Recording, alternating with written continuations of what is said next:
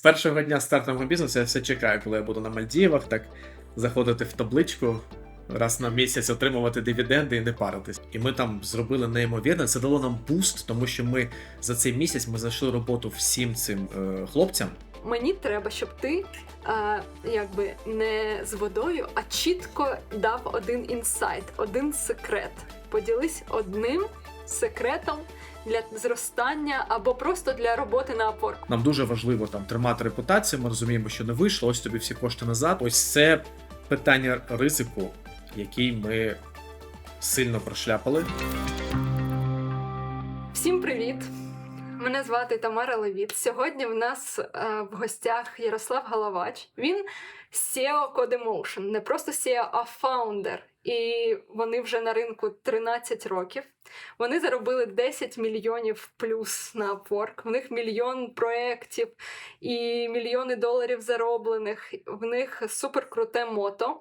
Слоган, який ви можете побачити і в їх соціальних мережах, це Fast and Smooth Launch for your startup. І ми всі знаємо про них, всі просили зробити це інтерв'ю першим. Всі знають Ярослава, всі хочуть з ним зідзвонитися, але сьогодні пощастило лише мені. Привіт, Ярослав, як справи? Привіт, Тамара, привіт всім. Справи дуже добре. Дуже гарний настрій, весна на дворі, тому все прям супер. Так, супер. Сьогодні розкажу, про що ми будемо взагалі з тобою розмовляти, Ярослав. Сьогодні ми хочемо поговорити з тобою про правду твого просування на Upwork, про твої проекти, що було, які були ризики, які були інтерації, як ти зміг дорости з 5 людей до 100, які були твої цікавинки. Можливо, ти даш якусь дійсну пораду всім іншим, як працювати на Upwork. Ну, і в кінці ще й буде про бенч. Такі, знаєш, pain, болісні питання. Те, що всі хочуть знати. Мені навіть декілька питань надіслали. А також буде декілька питань, яких ти взагалі не очікуєш. Добре? Почнемо.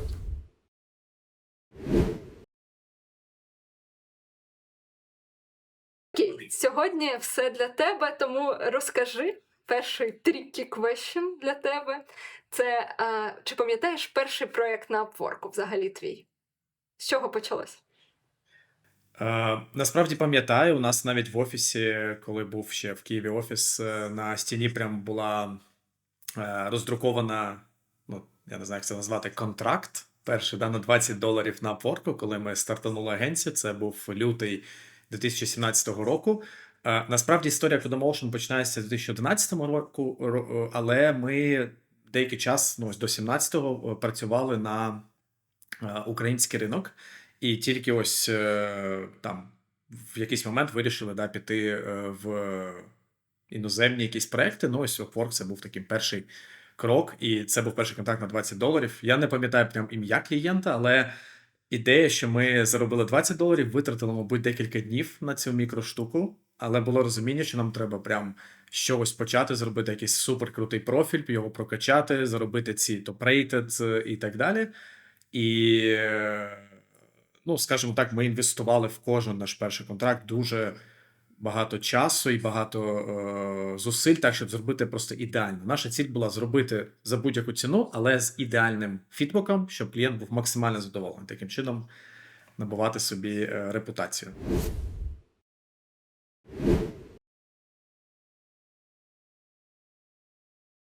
Добре, тоді одразу перейду, знаєш, до якого питання.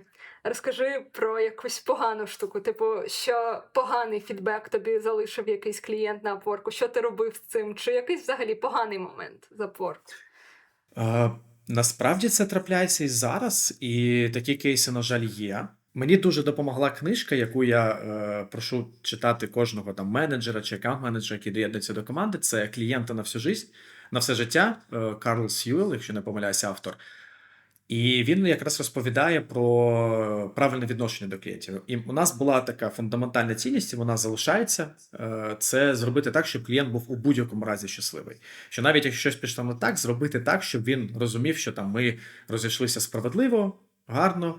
І доходило до того, що навіть були там негативні якісь історії. Ми просто рефандили кошти. Ми писали клієнту: слухай, нам дуже важливо там тримати репутацію. Ми розуміємо, що не вийшло. Ось тобі всі кошти назад. Ми будемо дуже вдячні тобі, якщо ти там оціниш наш ясно як делівері команду, як сервісну компанію. Ну і таким чином, ну по суті, просили його поставити нам гарний відгук на Upwork. Іноді це не спрацьовувало. Ну і у топ-рейтед агенції на Upwork є така опція, такий перк, що можна прибирати поганий відгук. Ну і ми там насправді, може, раз 10 за всю історію цим користувалися. Ще було важливо, щоб ми розрулювали цю проблему, яка трапляється з клієнтом, не по факту, а заздалегідь. І це потребує постійних якихось дзвонів, ну так званого аккаунт-менеджменту. Спочатку ми це робили як фаундери, потім наняли спеціальну людину.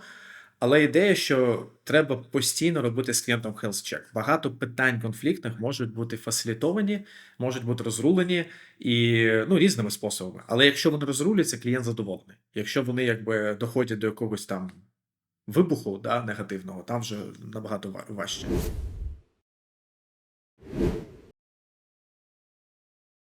Дуже цікаво. Добре. Ну, напевно, всі хочуть стати топ-рейтедами, але у всіх буде до тебе таке питання. Значить, дивись, було 5 людей, тепер 100 людей. Мало того, я зробила домашнє завдання і подивилася, що у вас в агенції тільки 80 профілів публічні. Нещодавно помінявся Upwork алгоритм. Він там best match, але саме по скілам в work history. Скажи, як ви справляєтеся з такою кількістю профілів? Як ви вирішуєте, як бідитися? Що ви взагалі робите з такою кількістю?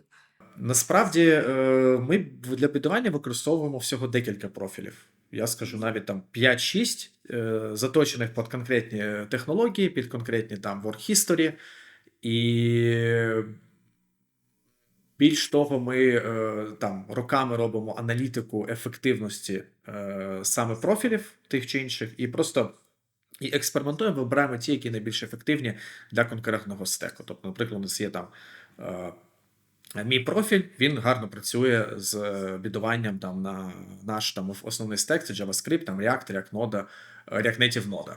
Є інші профілі там заточені під Python, під блокчейн, і ми їх використовуємо, звісно, під ці проекти. Але це не 80. 80 ми просто підтримуємо, як, що вони є, але займаємося ось проробкою і таким оптимізацією. Це ось насправді всього декілька.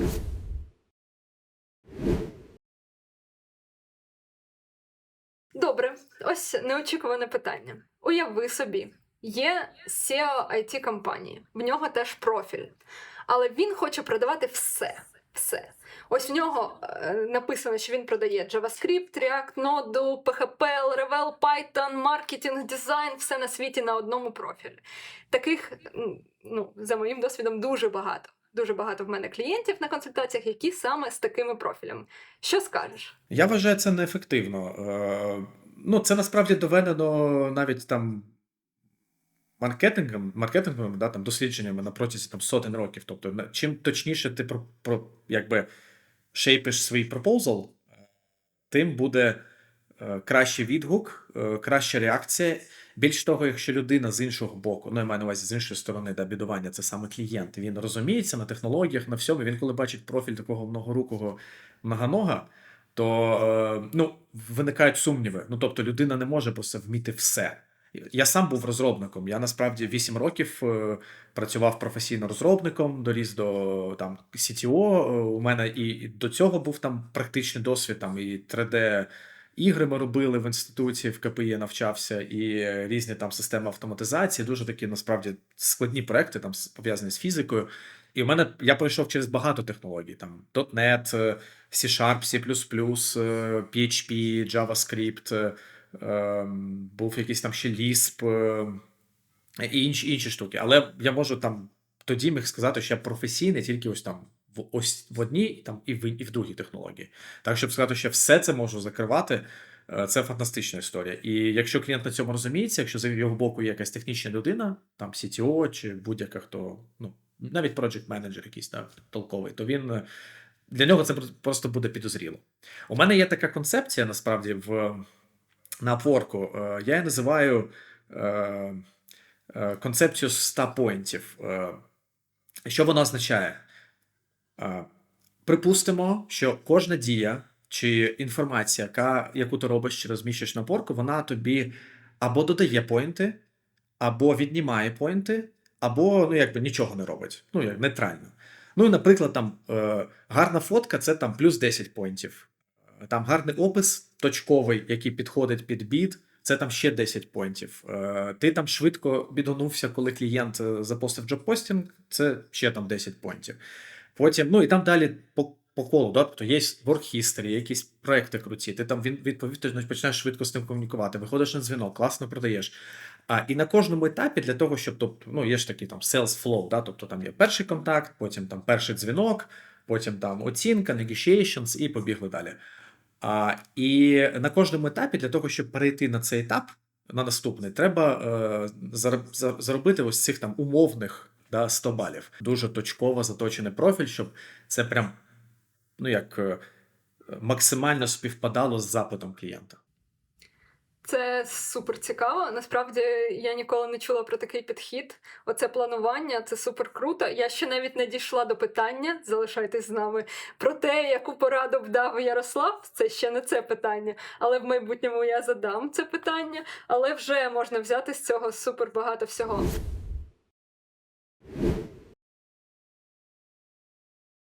Я давно консультую з приводу продажів на Upwork. І сьогодні я хочу розповісти вам трошки про те, як працює саме Upwork профіль. Всі ви знаєте, що є головний профіль, є спеціалізований. Так, є 2 спеціалізованих. І багато хто з вас продає дуже різні речі на Upwork саме через використання різних тайтлів в цих профайлах і так далі. Так робити не треба. Зараз дуже важливо нішуватися на Upwork, використовувати одні скіли. Чому? Алгоритм Best Match. Як він зараз працює? Якщо профіль ваш має певні work history, в якому є скіли, так, в кожній роботі, і вони мечаться з джоб-постом вашого клієнта, то у вас буде меч, ви будете вище, коли ви бідетеся. Так воно працює. Якщо ж у вас така збірна солянка зі всіх проєктів, то ви будете потрошку десь і ніколи не будете вище. Вам доведеться використовувати дуже багато платних Upwork фіч, і в підсумку ви будете просто витрачати багато коштів, і ваш cost per lead буде дуже високим. Тому використовуйте нішу, використовуйте ваш Upwork профіль для того, щоб точково перемагати і вигравати на Upwork.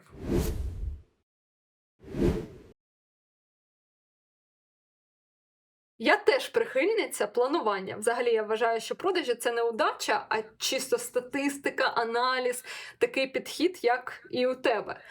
Але питання таке інше тоді до тебе. А ось якщо був такий випадок в тебе, що планування не було, а треба було ризикнути, який найбільший ризик ти приймав, пов'язаний з Upwork? Ми зросли 35 людей. У нас один клієнт, і там на 30 людей, ще 5 на інших проєктах. Цей клієнт приїжджає до нас і каже, ми хочемо вас купити. Дає не дуже гарні пропозиції, ми відмовляємося. І в момент перемовин ми розуміємо, що зараз він буде просто нас, на цьому клієнті там трималося 5 чи 6 проєктів, тобто це там прямо у них потік був проєктів. І вони в якийсь момент просто починають ми розуміємо, що у нас є максимум 2, 3, 4 тижні до повного віндаун з цим клієнтом. Тобто, 35 людей, з них 30 працює на цього клієнта. Це, просто всі яйця в одній корзині. І ось тоді ми ризикнули. Ми вирішили, ми жодного не будемо звільняти, ми просто зараз 24/7 шукаємо клієнтів. І ми зробили неймовірне, це дало нам буст, тому що ми за цей місяць ми знайшли роботу всім цим хлопцям, і дівчатам. І завдяки цьому бусту ми ще і газанули, ми майже до 50 виросли на протязі декількох місяців. Просто завдяки ось цьому прискоренню. Тому це з одного боку дуже кризова ситуація, з іншого боку, окей, криза прийшла, тепер треба думати, що з нею зробити, і робити треба одразу, не чекати.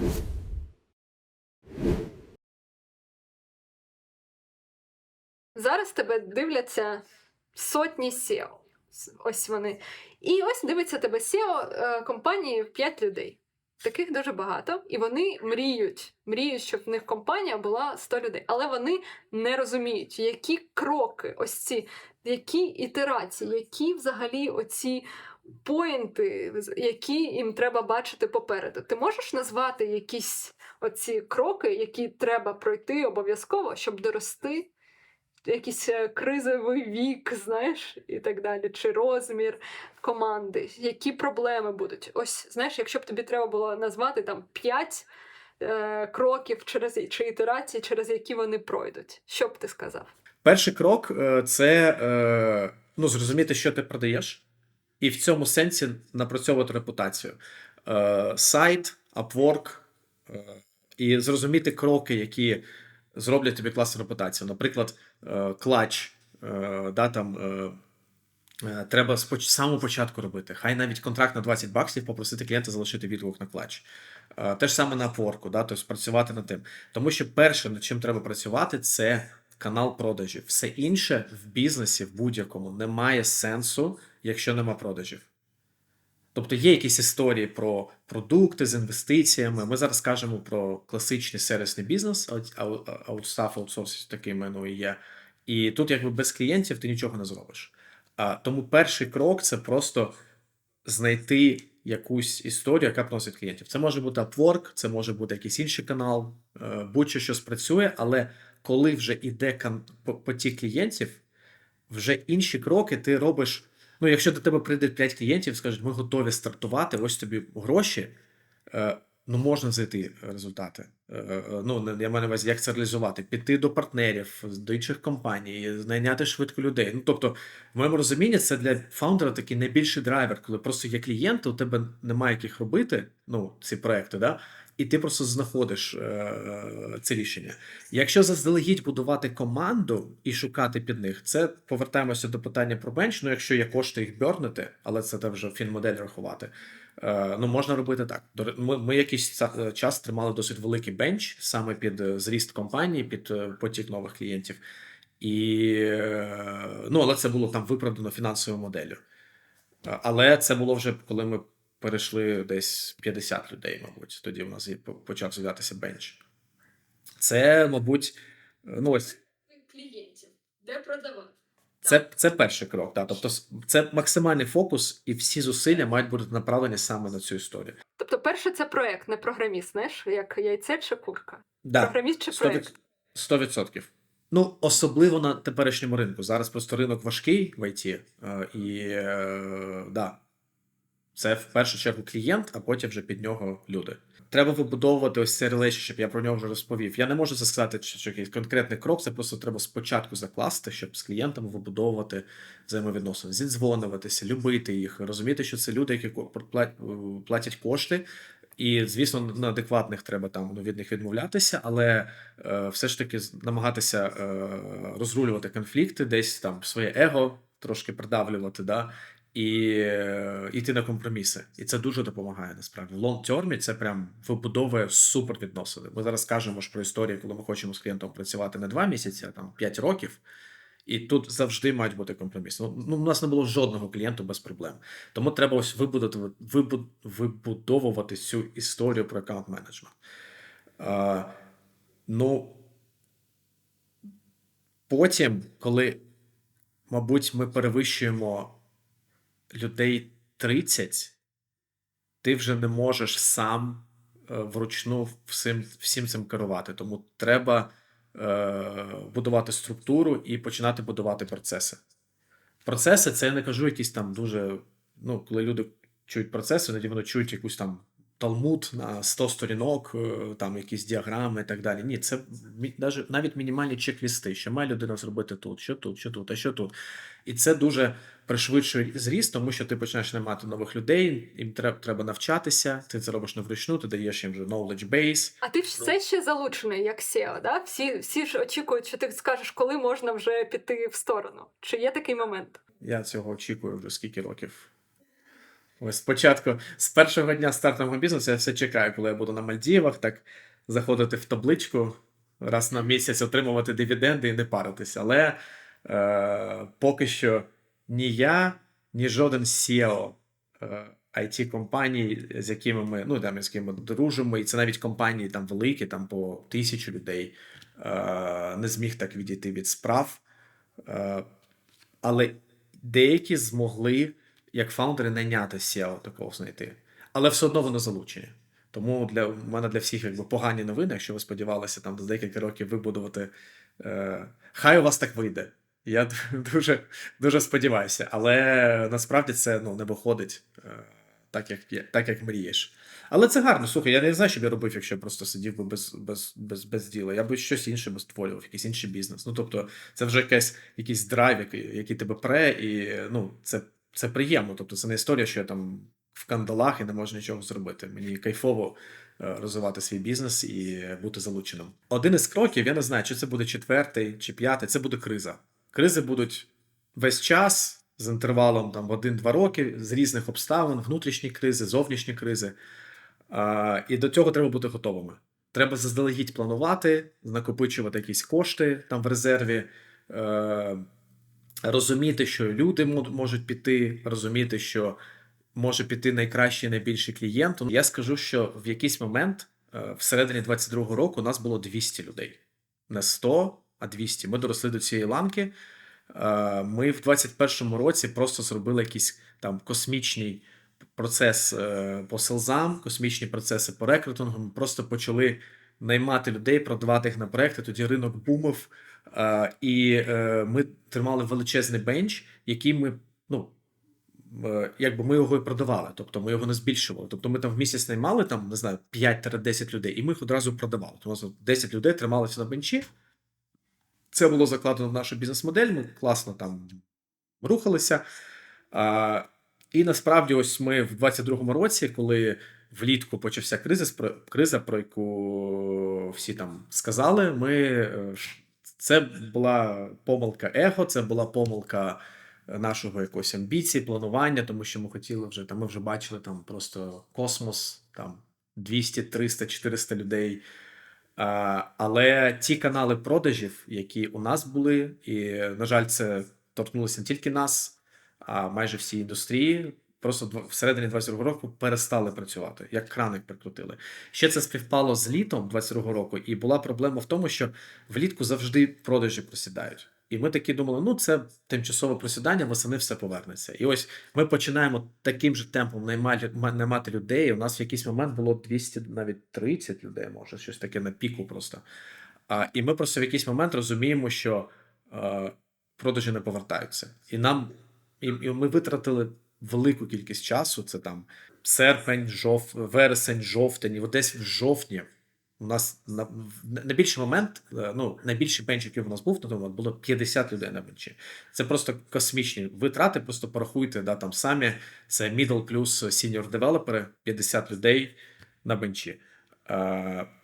І ми почали, звісно, там з людьми прощатися, тому що інакше ми просто потопили би бізнес. Ось це питання ризику, який ми сильно прошляпали і дуже сильно постраждали від цього. Весь бізнес – це про ризики. Нема такого, що прям все прям ідеально, ровно. Коли ти зростаєш, це завжди ризики. Треба розуміти, що з цими стикаєшся, просто не треба доводити їх до абсурду. Ми ось довели до абсурду, там саме через амбіції, саме через его, все буде гарно, все налагодиться. І це було підтверджено нашу історію. Ми з 16-го року просто кожного року зростали. Це не була історія, що ми такі сидимо там 5 років, у нас там 30 людей. Ми такі, окей, тепер 200, все, і погнали. У нас був такий динамічний зріст, і було підтверджено трек-рекорд. Але все одно, ми ось не зреагували на ринок і сильно постраждали від цього. Так як все ж таки ти плануєш повернутися до 231? Плануємо, звісно. І ми весь час це робимо, але я так скажу, поки що не спрацьовує. Тобто ось поки що ми тримаємо якийсь рівень, і у нас, ми не можемо знайти якийсь канал, який би дозволяв нам ну, так, стрімко зростати. Ну, це спровоковано і самим ринком, да, дуже збільшилася конкуренція, дуже стало багато таких, як би сказати, нечесних гравців, які там дуже демпінгують, з ними важко конкурувати. У клієнтів з ними bad experience, але на моменті продажу клієнт думає, ага, ну вони пропонують там в 5 разів менше ціну. Ось прям вчора був у нас дзвінок з клієнтом. Наша оцінка після супер Discovery фази проробленого проекту там 290 тисяч. Йому конкуренти пропонують 60. Ми розуміємо мозоком, що ну це неможливо в жодному разі, навіть на якомусь low-code solution, просто знаючи специфіку проекту. І ну і вони якби підуть з таким вендором. І сфейлять. І таких історій прям. Повернуться до вас. Є історія така, що повертаються? Да, повертаються, але ми програємо угоди і, ну, розумієте, вони то повертаються, але іноді просто, що у нас все, ми закрили бізнес, а іноді, ну, і деякі там одиниці повертаються, що ми там витратили купу грошей, давайте тепер з вами працювати. Але таких мало, тому що вони ж там, ну, просто у них є якась сума, там 100 тисяч, да, вони хочуть щось розробити, вони це витрачають і все, вони програли. Тому, ну, повертаючись до питання, амбіції є. Ми для цього багато робимо, але як в цій Алісі в «Страні чудес», я не знаю, як українською ця книжка називається. «Країні див», да. Там хтось кролик казав, да, що щоб стояти на місці, треба біжати, щоб рухатись вперед, треба біжати в 2 рази швидше. Ми зараз біжимо, мабуть, в 4 рази швидше, ніж раніше, але все одно, можна сказати, стоїмо на місці.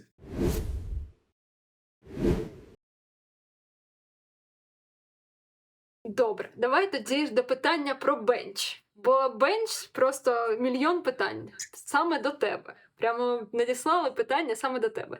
Як в такій компанії всі бояться таку компанію мати, бо всі бояться бенча. Як справлятись з бенчом? Ну, у нас після цієї кризи, в 2022 році, у нас політика Zero Bench. У нас на бенчі іноді трапляються проджект-менеджери. Тому що проджект-менеджери для аутсорсингу це, ми вважаємо, максимально важливий, ну, якби елемент команди. І я проджект-менеджером називаю не людину, є різні формулювання, але іноді проджект-менеджер вкладають розуміння, що це там скрам-мастер, просто асистент там клієнта. Ні, це саме професійний, супер професійний менеджер, який може організувати людей, делівері, всі процеси, налаштувати взаємодію з клієнтом, поставити все на рейки і зробити результат. Тобто це прям такий getting things done менеджер з дуже професійним менеджерським досвідом. Їх дуже мало на ринку. Ми коли для нас прям челендж знайти такого project менеджера, тому що або люди недостатньо досвіду мають, або в них овердосвід роботи в яких великих компаніях, де дуже все забюрократизовано, і там ну, вони виконують тільки частину якихось функцій, і вони якби такі гвинтики, да, в механізмі. Нам саме потрібні такі, ну, боси команд. І ось тому ми їх тримаємо на бенчі. Ось, а так ми зробили якби зеркальні взаємовідносини з клієнтами, тобто notice period, які ми підписуємо. Навіть на Upwork можна підписати on top of Upwork rules, terms and conditions, можна підписати MSA, в якому проговорити прописати там notice period, і ми такі ж зеркальні умови підписуємо з розробниками, їх попереджаємо, що якщо там клієнт відмовляється працювати, ми розробнику даємо теж notice. Звісно, ми шукаємо в цей період якусь заміну, і у нас дуже багато кейсів, прям навіть в останній день там людина, ну вже там останній день її роботи, ми знаходимо під нього якийсь проект. Але ось так. Тобто, ну я ну, якби, коли ми почнемо стабільно зростати, я думаю, що ми повернемося до практики бенча. Але наразі такий ринок, що людей знайти не важко, їх багато шукають роботу, тому що ринок важкий не тільки для нас, як вендорів, да, а й для людей, які працюють на таких вендорів, ну, тому що все взаємопов'язано.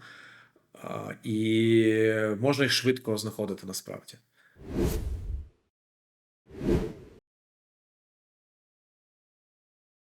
Так, ще питання таке. Мені треба, щоб ти якби не з водою, а чітко дав один інсайт, один секрет. Поділись одним секретом для зростання або просто для роботи на Upwork? Будь-що, що прийшло в голову, але прям, знаєш, таке, щоб люди одразу змогли практично користуватися. Один будь-який секрет. Ну, давай про Upwork скажу не мікросекрети, а дві концепції, які ми використовуємо. Перше, це real-time. На Upwork дуже висока конкуренція. Треба бідуватися і відповідати в моменті. Як ви це налаштуєте, це ваша справа. Там чергування вночі і так далі. Особливо на Америку, їм треба відповідати в їх бізнес-години.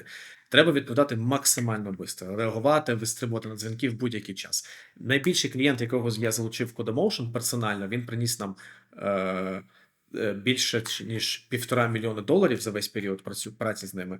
Це був дзвінок в 2 години ночі. Я танцював в клубі в Києві, просто побачив відповідь на Upwork, зрозумів, що треба.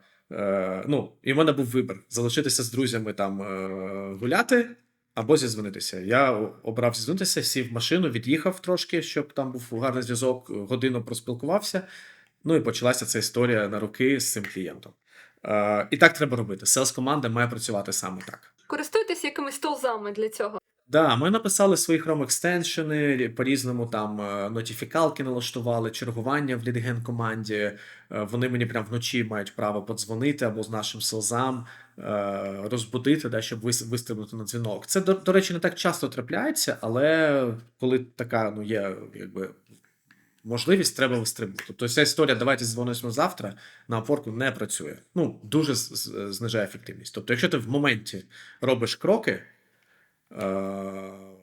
то це працює. І другий такий інсайд, є такий юридичний термін презумпція невинності, здається, українською. Вона означає, що людина не може вважатися поганою, поки суд це не доведе. Тобто, якщо людина скоїла злочин, її не можна назвати злочинцем, поки в суді не буде доведено, що він злочинець. Тобто, все інше – це просто підозри. Так ось, на Upwork я називаю це презумпція охеренності, такий мій персональна назва. Що вона означає? Що ми вважаємо кожного клієнта ідеальним, поки ми не знайдемо факти, підтверджуючи інший досвід. Ми, звісно, перевіряємо, ми, звісно, задаємо питання, ми кваліфікуємо, у нас є скрипти, у нас є перевірки різного роду. Тобто це не історія про сліпий якийсь стрибок, але я маю на увазі ось дуже простий приклад. Клієнт на Upwork, пустий профіль, дуже погано описаний джоб-пост. Це поганий клієнт чи гарний? Я відповім, ось той клієнт, якого я привів на $1,5 мільйона, був саме таким. Нульовий профіль, дуже поганий опис. Тобто, я навчаю нашу селс-команду, що якщо інформації нема, то ми не ставимо знак мінус. Ми ставимо знак плюс, але перевіряємо. Ось так. Тому що іноді буває, що просто людина вперше зайшла на Upwork, шукає роботу, і це крутий клієнт. У нас таких багато прикладів, прям величезна кількість.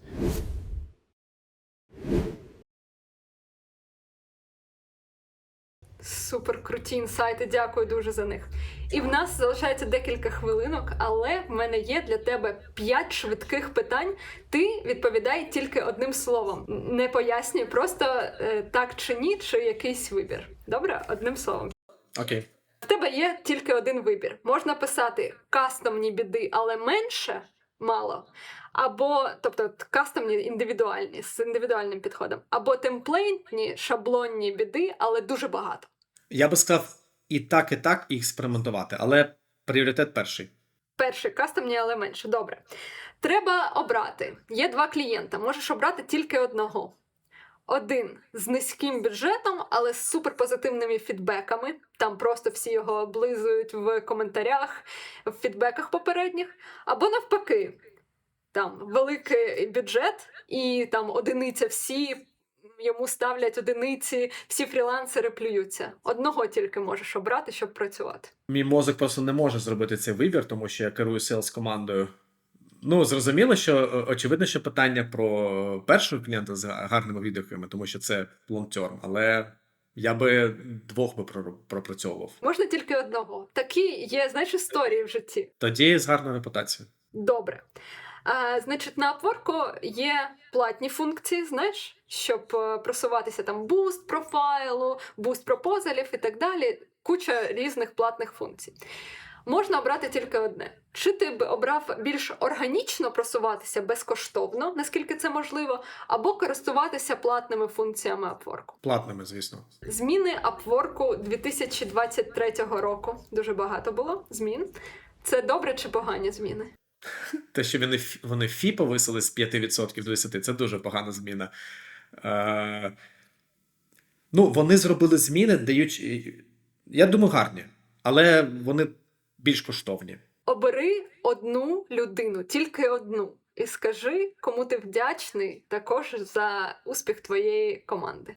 Це Марина, кофаундер Codemotion і CEO. Дякую, Ярославе, за твій час. Ми змогли. Дякую, що ти знайшов його і що ти відповів на всі питання. Ще й так, знаєш, саме не водою, знаєш, а прям куча різних інсайтів, порад і так далі. Я думаю, що всі просто скажуть вау після цього інтерв'ю. Дякую дуже тобі. Дуже, Тамара, дякую, що запросила. І очікую на фінальну версію цього інтерв'ю, щоб самому подивитися. Так, я теж. Дякую. Всім успіхів, бережіть себе.